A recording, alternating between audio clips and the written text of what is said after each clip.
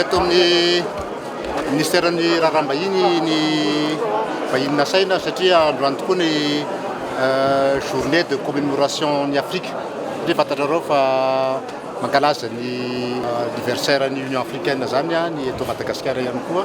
Dia noho izay indrindra isika anatin'ny Union africaine raha teo ndomben'ny tany afrikana dia mankalaza an'izany andro zany koa satria mifanometana an'atrano tsika ary miara-manjina ny zava-misy mba ahafahany miara-mitondra ny réponse zany amin'ny tsy fampiana raha-sakafo ohatra sy ny tokony fifanomezan-tanana amin'izany tsy fampiana raha-sakafo zany noho ny antony samihafa.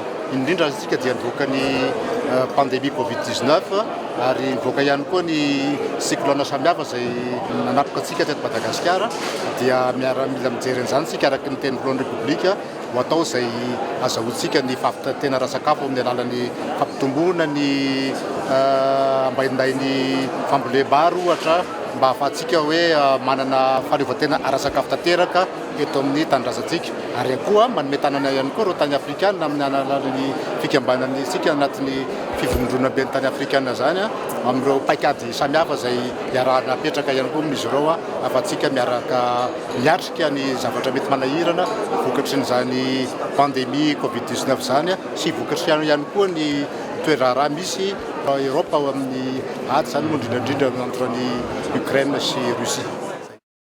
L'objectif, c'est d'honorer nos pères fondateurs de l'Union africaine.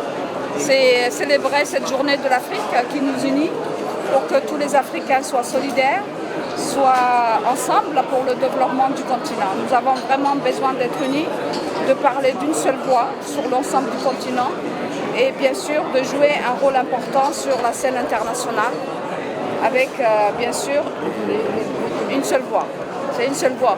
C'est ce que nous cherchons, toute l'Afrique ensemble, tous les chefs d'État ensemble, les 55 pays africains ensemble. Donc c'est pour célébrer notre journée, pour encore rappeler que nos pères fondateurs ont travaillé dur pour avoir une Afrique unie. Donc nous voulons rester unis et solidaires pour avancer. C'est qu'ensemble que nous pourrons affronter tous les défis du moment. Vous savez, le monde traverse une situation très difficile. Donc c'est dans la main que nous pouvons ensemble traverser ces moments difficiles. Donc c'est vraiment pour... voilà, je vous dis bonne fête à vous tous. Vous êtes tous des Africains. Bonne journée de la fête.